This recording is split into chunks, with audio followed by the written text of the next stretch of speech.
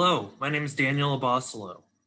I'm here on behalf of the Denton Affordable Housing Corporation and Stronger Denton to introduce our keynote and panel today called Denton's Missing Middle Housing. Before we get to our speaker, I'm going to say a little bit about the organizations presenting tonight. First, to Denton Affordable Housing Corporation. I'm board member for DAC, as I'll call it. We are an excellent nonprofit right here in the city of Denton. We take direct action on affordable housing by leasing dozens of units all around the city to people of all incomes at below market rates. One of the beautiful things about DAC is our heart for some of the harder hit folks in our community, people with low or moderate income, the elderly, those facing disabilities, victims of family violence. We partner with various stakeholders and other nonprofits and local governments to reach out and serve those communities as well. So DAC is a really great organization, and if you'd like to get involved with us, you can visit dentonaffortablehousing.com. You can engage with us on Facebook as well, like our Facebook page, DAC, Denton Affordable Housing Corporation. You can find us right there. And you'll also be hearing from Jacob Moses, our executive director, a little later on. So that's DAC. Next up is Stronger Denton. Stronger Denton is a group of folks who want to apply the Strong Towns methods to make Denton a better place to live. Strong Towns is a book by Chuck Marin. He's actually spoke right here in Denton in the past, and he's put together a set of principles to address missing middle housing and affordable housing in a sustainable way, both culturally and economically, so sustainable for people.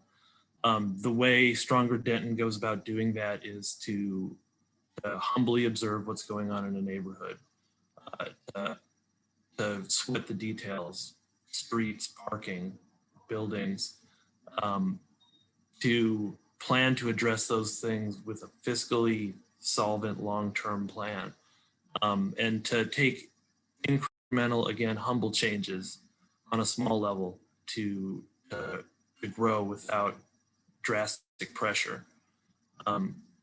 Stronger Denton meets up on Thursdays of each month at 7 p.m. You can engage with Stronger Denton on Facebook as well. Just search Stronger Denton and we'll come up. And that's an excellent organization, an excellent book. You should check it if you have a heart for this kind of work. Okay, on to our speaker, our first speaker of the evening. We are going to be hearing from Drew Finke of Opticos Design. Opticos is a design firm that wrote the book quite literally on missing middle housing. Their founder, Dan Paralek, wrote a book by the name of Missing Middle Housing. And you can hear all about the design and implementation of those principles from Drew himself. He certainly knows more about it than I do. In fact, everybody else on this panel is smarter about this subject than I am, so it's only going up from here. Thank you all for checking out our presentation tonight, and here is Mr. Drew Finke. Thank you all for inviting me to join you tonight, and thanks for joining the presentation. I'm going to share my screen here. All right, so hopefully everyone can see PowerPoint here. Again, just to start off, thank you all so much for inviting myself and Opticos to join you tonight. I was really excited when I heard from Eric about this opportunity. My grandfather taught at TWU, and I have several family members in Denton. I've spent most of my Christmases on Oak Street. So it's really exciting to see all the work that you all are doing there and to be asked to present tonight. So with that, I'll go ahead and get started. Like Daniel said, my name is Drew Finke. I'm an associate at Opticos Design, and Opticos Design is an urban design, urban planning, and architecture firm. We're based in Berkeley, California, but we do work all across the country. This group seems like maybe I don't have to go into a lot of details about why we're talking about this. If you already are familiar with the sort of strong towns ethic, then you probably know a lot of the why behind missing middle housing to begin with. But I do find it's always really useful to sort of ground what we're talking about. So I will sort of start off with some background into some of the theories behind missing middle housing, and starting off with sort of why we're talking about this. So I'm not personally super familiar with sort of on the ground real estate conditions or zoning regulations in Denton. So this first section might be a bunch of generalities, and there are a lot of people on this panel who are going to be able to speak in much more detail than I am. But in our work at Opticos, we do see some trends sort of nationwide that I think are probably still applicable in Denton. And one of those is that the private development market does a really good job of delivering sort of three types of residential product. And that's a detached single family house, a townhouse, which in many cases is really just an attached single family house, and then apartments or flats. Despite this, we know that demographics are sort of changing nationally, and in short order, fewer than 25% of households will include children. So even though a lot of what's produced are these larger footprint houses, the need for those may be changing. We also see shifting demand sort of across age groups. So among baby boomers, 71% may still favor a single family house with a yard, but 27% of that cohort is looking for missing middle types. So these things might be townhouses, duplexes. We see an even more pronounced preference for missing middle living among Gen Y, and almost 60% of Gen Y are looking for a missing middle type. So this might be a smaller footprint building, or a smaller unit size, maybe a smaller yard or no yard. And we know that within short order, 75 to 85% of households will be without children. So sort of reiterating that statistic that even though a lot of what gets built assumes that people are still having large families, the demographic reality is that the needs for housing are changing as the way we think about family changes. We also know we have a rapidly aging population. So 1 in 3 Americans 50 or older, by 2030, 1 out of every 5 people will be 65 years or older. So is the housing stock that exists in your community, is the housing stock that's being produced in your community compatible with the needs of that aging population?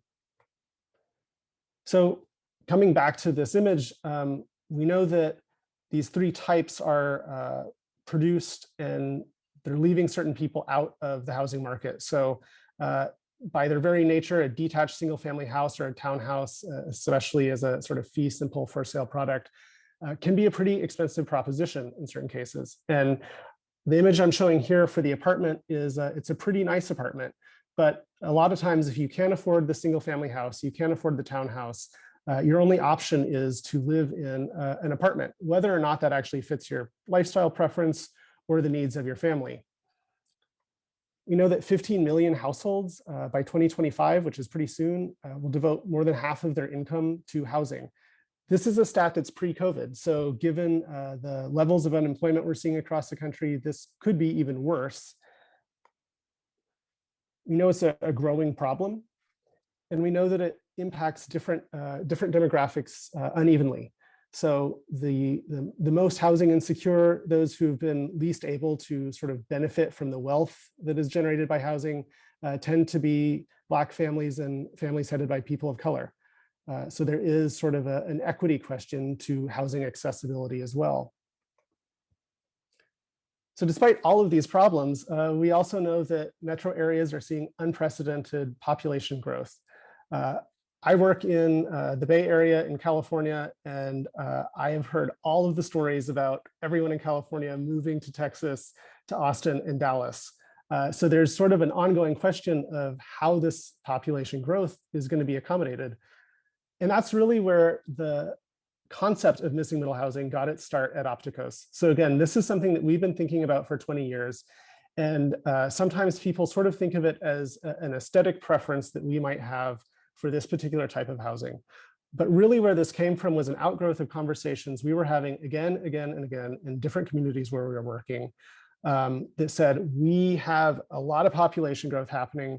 We don't necessarily like that we're sprawling into the hinterlands and turning agricultural land into housing developments, but we also don't know where else to put it. So in general, when cities think about growing in the US, there's sort of 3 options, or we kind of simplify it that way. The first one being suburban expansion. This, in many cases, is sort of the default growth strategy in a lot of US cities. Because of that, it's pretty easy to finance and build. But some of the downsides is that loss of natural and agricultural areas. In the long term, it's also much more expensive to maintain low density than it is to maintain a more compact growth form. So if you're not sprawling, the next sort of answer seems to be that you focus a lot of your growth in downtown and along corridors. So within cities, these can be the easiest places to add density. In some cases, that's because there aren't a lot of people living there already to object to it. They're also generally the places that have the most robust infrastructure, and adding density there actually makes that infrastructure more efficient and cost effective since it's able to serve more people. But similar to growth in the suburbs that really only produces large single family homes, this sort of downtown and corridor centric multi-story vertical mixed use growth, while a really great use of that land, is still only producing typically a single residential type. So you might have an apartment and maybe it's a studio or a 1-bedroom or a 2-bedroom. But in most cases, it's still going to be a multi-story building. You might have shared corridors, shared stairways and elevators. Maybe you'll have an amenity area, maybe not. If that suits your lifestyle, that's great. But between those two options, there's this missing middle. And that's really where missing middle came from, is this question of, is there sort of a third way to grow your city that isn't putting all your eggs in one basket in terms of spreading out in the suburbs, nor is it saying we're only going to produce sort of a more high-rise oriented apartment living in downtown. How can we sort of gently add residential options to existing neighborhoods? So that strategy, like the downtown and corridor infill development, helps to make existing infrastructure more efficient and cost effective. This is really like, 101 strong towns thinking there. It can also be, in some cases, faster and easier to build than larger multifamily buildings because it is using a simpler construction type. And I think really importantly, it can provide a pretty wide variety of housing types. So you're not just getting a large single family home, you're not just getting a smaller apartment. You can get a variety of different living conditions with a variety of building types that can appeal to a big cross section of lifestyles and living preferences. That particular strategy also really helps to satisfy the demand for walkable living that we've seen become much stronger in the past decades or so. So National Association of Realtors says about 60% of home buyers favor walkable neighborhoods. And that's true of across different age cohorts. So now that we understand why we're talking about this, we can get into what exactly is missing middle housing. So like I started off the presentation with, just a reminder that there are sort of two bookends to the type of housing that gets produced. You have the dense apartment living, and then you have less dense single family living. And missing middle housing are all of the housing types between that. So we call it missing because this type used to get built pretty frequently. And when you do sort of a missing middle inventory in mature neighborhoods, you tend to find quite a bit of them, especially if they were built pre-1940. But between 1940 and especially in the last couple of decades, the amount of missing middle housing that's been built is really, really minimal. In between 1990 and 2013, less than 10% of all housing units produced were in this missing middle variety. Again, this used to be much more common. So you could go to the Sears catalog and order yourself a small apartment or a fourplex or a duplex and have that delivered. It wasn't an exotic thing at all. It was pretty common. So the way we define missing middle today is a house scale building with multiple units in walkable neighborhoods. So that description applies to duplex, triplex, bungalow courts, townhouses, live-work units, and sort of everything in between. One of the really critical distinguishing elements is this idea of a house scale building. This is to say that the scale of the building really matters. So a missing middle house is house scale. It looks like it could be a large single family house. Typically, that means that the building is detached. So while you might have 2 or 4 or 6 units in the building where the units are attached, the building itself, in most cases, is detached. So it fits in really well with an existing detached residential neighborhood. By contrast, block scale buildings, which you see at the bottom of the slide, start to define the block face because they're attached. This to my limited knowledge of Denton, is sort of best exemplified by buildings along the square. They really frame that space, the buildings are attached, and they define that whole block. So it's really a question of sort of what the infill looks like. We don't have anything against block scale infill at all. We think it's great at Opticos, but it's really a question of what the community can support in different locations. So in one instance, block scale infill might be totally acceptable, but that's not to say that it's the only type of infill that could happen. The missing middle scale allows for a sort of gentler infusion of different housing types in the neighborhood without necessarily changing the built environment of that place. So again, just to drive it home, here's an example of a triplex, but it looks like just a large house, even though it has 3 units in it. One of the critical pieces of this as well is that because you're putting units into a smaller building form, the densities of those buildings can be much higher than one might expect for something that looks like a house like this.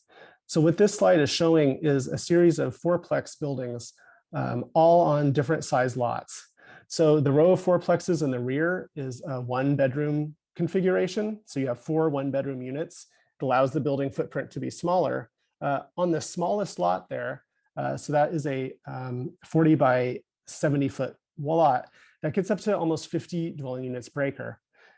The largest building on the lower left, that's a 2-bedroom unit, so 4 2-bedroom units in that building, is about 21 dwelling units per acre.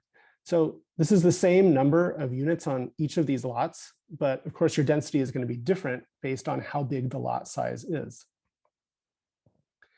Since these look like single family homes, sometimes you have to be a little creative in how you go about finding them. We found it's really useful to look for mailboxes and also to look for electric meters or gas meters, because that's a pretty good giveaway that there are multiple units in the building, even if from the street the building doesn't look like it has multiple units in it. So to get into a little bit more detail about the different types that constitute what we call the missing middle, we've got a quick slideshow here that just runs through some of them. To be honest, I think the slideshow that was playing at the beginning of the presentation with the whole music might have actually been better than this. But at the sort of lowest end of the scale, you have a duplex. In this case, it's what we call a side-by-side duplex. You might also have the units stacked on top of one another. This is a fourplex from Bishop Arts in Dallas. So in this case, you're on, I think it's a 75 by 150 foot deep lot. You get up to 23 dwelling units per acre for this fourplex. Some newer construction from Austin. This is a 6-unit building in a more suburban area. But again, from the street, it looks like it might just be a really large house, but in fact, it has 6 smaller units inside of it.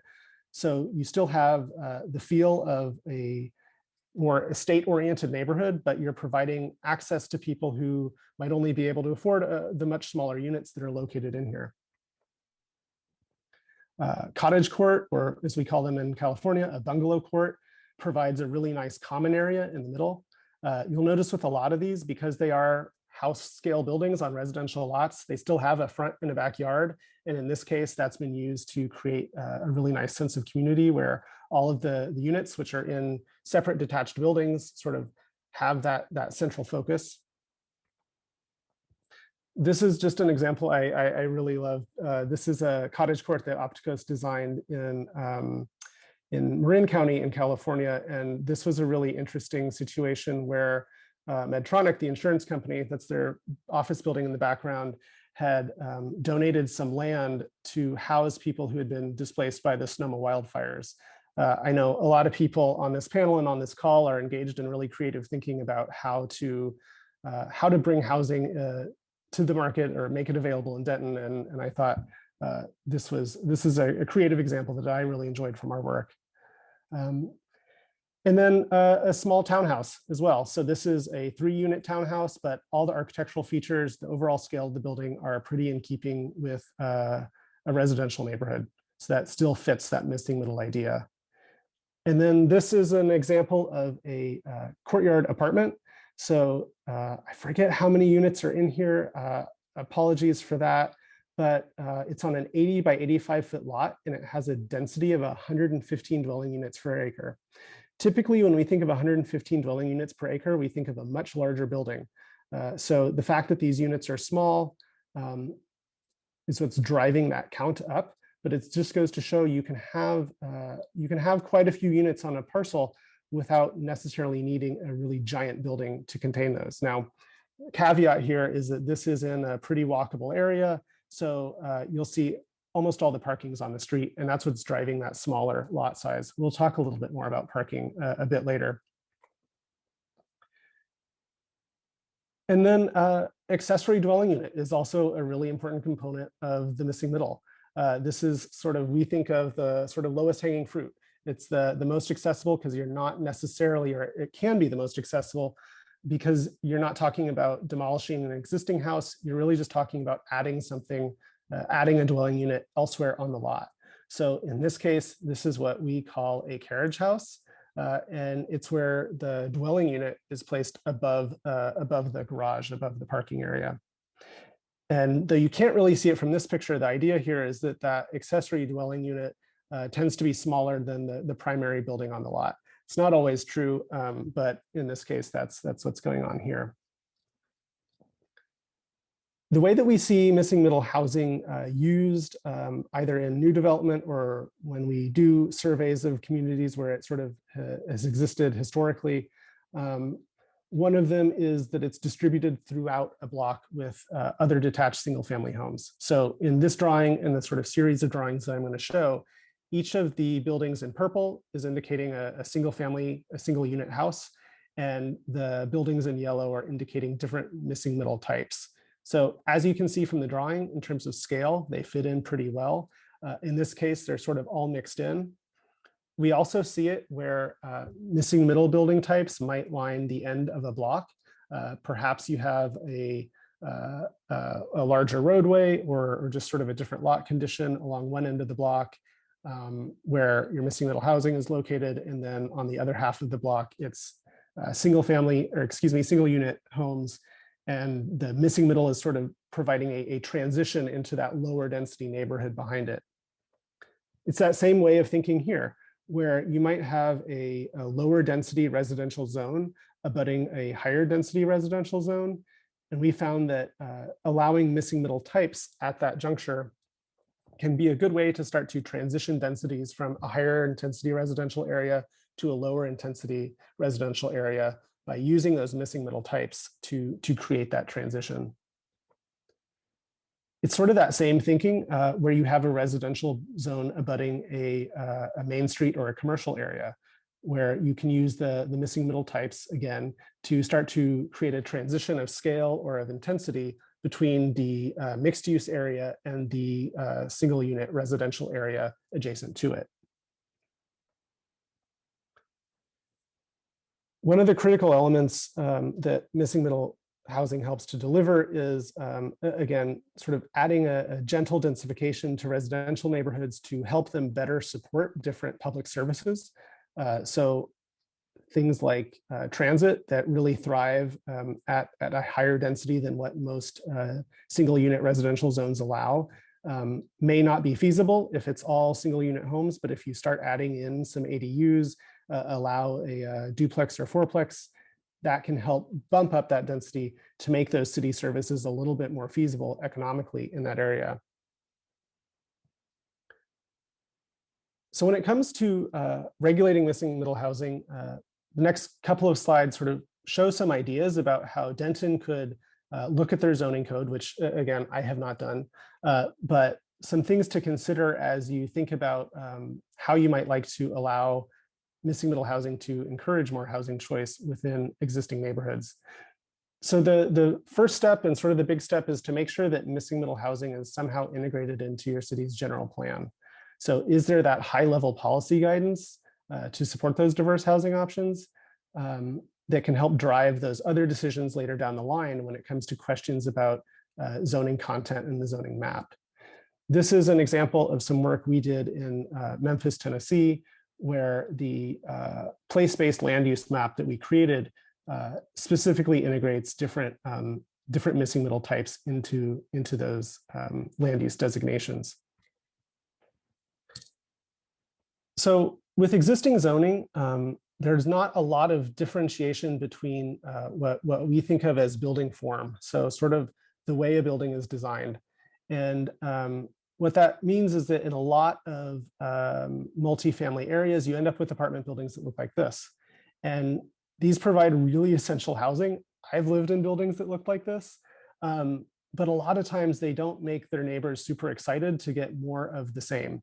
A lot of times we have found in the work we do, when people hear about any sort of multi-unit residential construction, they sort of think of this and they don't always want this. So again, missing middle housing sort of sprang out of this idea of how do we make multi-unit residential buildings more palatable for people who might be concerned about this type of development, and how do we make those so that they can be, how do we make multi-unit buildings designed in such a way so that they can be integrated into these neighborhoods that don't currently offer those smaller units.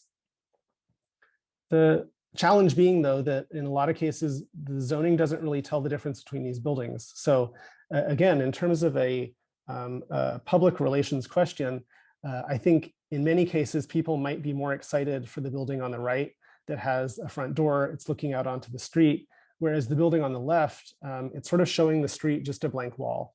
And at the end of the day, these are both 4-unit buildings, same density, same parking, same number of units, but the public reaction to one might be very different than the public reaction to another. And I think as we think about how we can have those conversations, those community conversations, that's a really critical thing to remember, that while missing middle housing isn't an aesthetic argument per se, it's important to sort of remember that that placemaking and sort of the public realm do matter. People care about that, and there are different tools that we can look at to help reinforce preferred outcomes there. So again, there's sort of this idea that density can look really different depending on how well it's designed. So we saw that courtyard building earlier is 119 units per acre. It's a pretty high density, but I think in a lot of cases, people might not mind if something at that scale was built in their neighborhood, whereas people might have much more concern if something like this were to be proposed. And again, just to really hammer that home, you probably already know the answer to this question. What do these two buildings have in common? Well, they have the same density, right? So they're both about 30 units per acre. But again, because of the way the parking's handled, because of the way the building is designed, because of the size of the building, they have a very, very different outcome and likely a very different reception from neighbors if one were proposed versus the other. And at the end of the day, a lot of this does come back to these questions of zoning and these questions of what is important to regulate. Many zoning codes are really focused on regulating use. So is it residential or commercial or industrial? More detail than that, but that's sort of the overall idea. And they're focused on a lot of sort of numerical or performance-based standards. So by that, I mean looking at parking, setbacks, height. Those aren't necessarily bad things to consider, but they don't tell the whole story of what a building looks like. At Opticos, we are really big champions of form-based coding. So this is a different way to approach your zoning code that takes into consideration things like the more of the details on the building. So what does the building footprint look like? What is the height, not just overall, but you might get a little more specific about how that height's measured. It looks at the public frontage. So how does the building face and meet the street? Does it have a porch? Does it have a stoop? What is that condition? And the purpose of all of this, again, is really to reinforce a high quality public realm. So when I'm walking down the street, it feels like a place that I would want to walk because it's inviting, there's things to look at, and the overall building scale is one that makes me feel comfortable.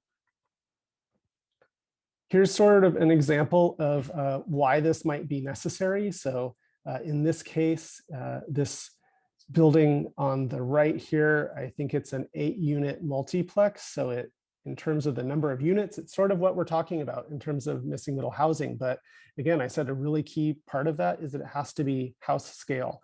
And in this case, you see this house on the left here. It's pretty small. This multiplex extends for the entire block and really dwarfs this smaller bungalow here. Maybe that's okay. Maybe this neighborhood wants to sort of transition to a more block scale neighborhood, and that's great. But in the case that that's not what they intended, they might think more about some form standards for their code. So in this case, you have this triplex here. It's got 2 doors on the front and then another door around the side. It's getting multi-unit densities, but it's a house scale building. And you can sort of see some of the different ways that they have reinforced the house scale. It has those 2 front porches. Around the back, you can see that it has a little bump out on the back, this idea of a building wing. At the end of the day, the footprint isn't huge. They've sort of made these architectural moves to reinforce the residential character and the house scale of this triplex. So you're getting, again, those multi-unit densities, but the actual realization of the building is much more consistent with the existing neighborhood context in which it's located. And that's really the hallmark of a form-based approach. Here's just some examples of some work that we did close to Berkeley in a community that was debating whether or not they wanted to look at more form-based standards for their code. This was a 50 by 150 foot lot, no alley, so have to access it from the front via a driveway. And we looked at what their current zoning allowed. And this was zoning that had been written for what they wanted as a single family neighborhood. And it allowed a 35-foot tall building that only had to comply with parking and setbacks. So at the end of the day, this is what someone could have come and built on that lot if they so desired. That is what the code allowed by right. What was usually getting built, because this was a multi-unit zone, was something more akin to this, where the parking requirements were really driving the site plan of the building. You had a 3-unit building that was typically pushed to the back of the lot. And while this would get proposed by developers, neighbors almost always shot it down in design review because they didn't feel like it fit in with the neighborhood they wanted to live in. And keep in mind, this was already a multi-unit neighborhood. So it wasn't necessarily just an opposition to the fact that this was triplex. People really were concerned about the way the face that the building was showing to the street. So we worked with them to refine their standards and actually increase the allowed density on the site. So while as before it was limited to 3 units, we worked with them, we worked with the neighborhood, and they said, you know, if the building can look better, if it can provide a more public face to the street, we're actually okay with increasing the number of units. And that's exactly what their zoning code now allows. So this matters because it can be really hard to try to fit missing middle into a use-based zoning code. So the zoning code that sort of differentiates between is it a single family versus multifamily, missing middle doesn't always easily fit there. So that's something to consider within the zoning code, is just what changes might be made to allow, in some cases, if missing middle types are outright banned in zones, but also to encourage or incentivize missing middle housing production, again, as a way of increasing housing options in the city. Parking, as I mentioned before, is a big part of this. So, 3 parking spaces is about a little over 1,000 square feet, which is, depending on where you are, a pretty decent sized apartment. So you are making a trade-off between, do we provide space for people to park their cars or more space for people to live? That's a tough conversation in most places. I think one of the nice things about Denton is that you have a pretty good, at least in the central part of the city, a pretty good walkable street grid. There is some transit. It might not be ideal in the middle of summer, but compared with a lot of places we've worked, I think Denton has a lot going for it in terms of sort of walkable bones in its urban form. This is some analysis that we had done with the city of Austin. So the numbers are probably going to be a little bit different, both because they're old and it's a different market. But it is looking at how different parking standards impact the affordability of the units that are produced. So you know that in most cases, you're providing parking, you're not necessarily charging for it. So you're taking the cost of producing that parking and rolling it back into residential units. So what this is showing is that as you reduce the minimum number of required parking spaces, the income required to be able to afford the average monthly rent of that project, of that development, is reduced. So it's really trying to make that connection between parking and affordability with missing middle housing in particular, because you are dealing with smaller lots usually than you might for a larger apartment building. That question of how you fit parking in is a big one. I think the last thing of note here, just in terms of how you implement and regulate missing middle housing, is that it's really not intended to be a monoculture. So it's not meant to be an entire development of all duplexes. Part of the purpose of missing middle housing is that, again, it's providing that diversity of housing types. So you're getting more options.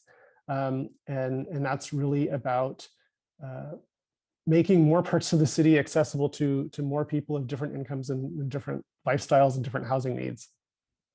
So if you are implementing missing middle housing in a new development, it tends to work best when it's sort of mixed in with a bunch of different types so that you get that true neighborhood feel.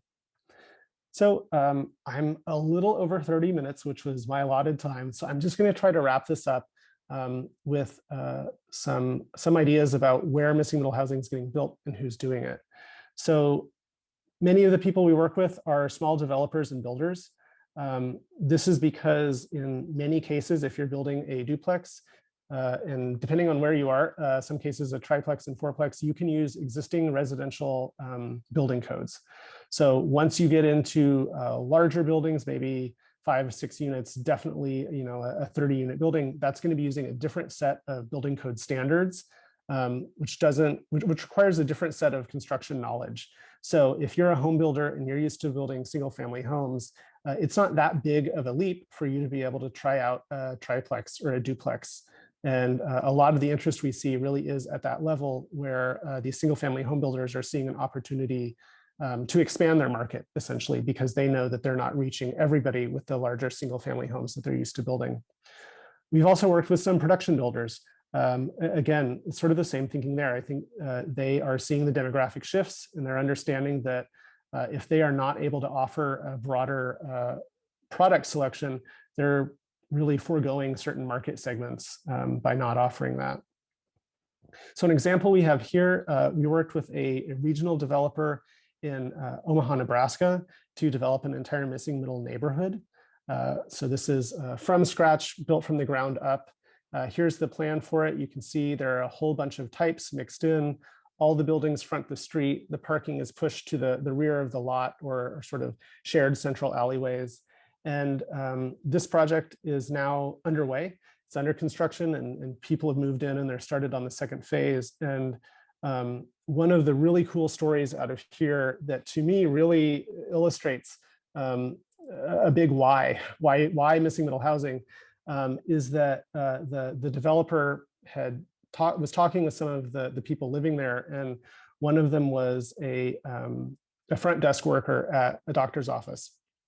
And she had found out after moving in, she lives in one of the carriage houses, the ADUs over the garage, that she actually lived just down the street from the doctor who owned the practice. And he was living in one of the 3-story townhouses with a roof deck. And she said she never thought that she would live in a neighborhood where a doctor would live. She didn't think she could ever afford that. But because she was renting a studio ADU over a garage, she could afford to live in the same neighborhood as this doctor who was living in a much larger unit just down the street. And that's sort of one of those stories that seems like it's made up, but is actually true. And I was so happy when I heard that, because again, that's consistent with my experience of living in missing middle neighborhoods. And I think it's a big part of why we're excited about it, because again, it is providing more people access to a broader variety of neighborhoods and a broader variety of living conditions. Just a note with that development, it does have sort of a main street, a mixed use main street area. And this idea of placemaking is a really crucial component of missing middle housing, because part of the ask of missing middle housing is that people who choose to live in a missing middle unit are sort of making the decision that they can forego a lot of the extra space that they might have had in their single unit house out in the suburbs, because they know they're within walking distance to a really great park and a really great coffee shop. And they don't need that yard because they can go to the park. They don't necessarily need a huge dining room for entertaining because they can walk down the street and meet their friends at a restaurant. So in order to make missing middle housing successful, you really do want that access to amenities, that access to placemaking is really critical. And last slide here, just one thing I wanted to throw out there, because they've been a really, really great partner for us. And it seems like a lot of this panel is really about partnerships and different organizations working together. But just to throw out there that AARP has been a big sponsor of missing middle housing work that we've done. They see that as a really, really critical tool in addressing the needs of their constituents in terms of people wanting places where they can age in place, where they have access to units to downsize to that are in the same neighborhood where they've lived most of their lives. So just a shout out to AARP, and certainly if you're not already engaged with local AARP chapter in the Denton area, that might be a great partner to reach out to if you haven't already done so. They actually include this idea of missing middle in their livability categories that they publish. So as Daniel mentioned earlier, we do have a book that has just been released. It was obviously a struggle for me to fit all of this into a 30-minute presentation. I did not succeed. I'm way over time. Sorry, y'all. But please feel free to find us on Twitter or Instagram. And then if you are interested, we certainly recommend the book that my boss, Dan Prolik, wrote. It's something our whole office chipped in to help create. And it's full of a lot more information. And I think maybe most valuable case studies about how missing middle has been implemented, both from the private sector in terms of getting it developed, and also from the public sector in terms of regulation and incentives for that type of development. So thank you all so much. And this is my cue, I think, to turn it over for another video.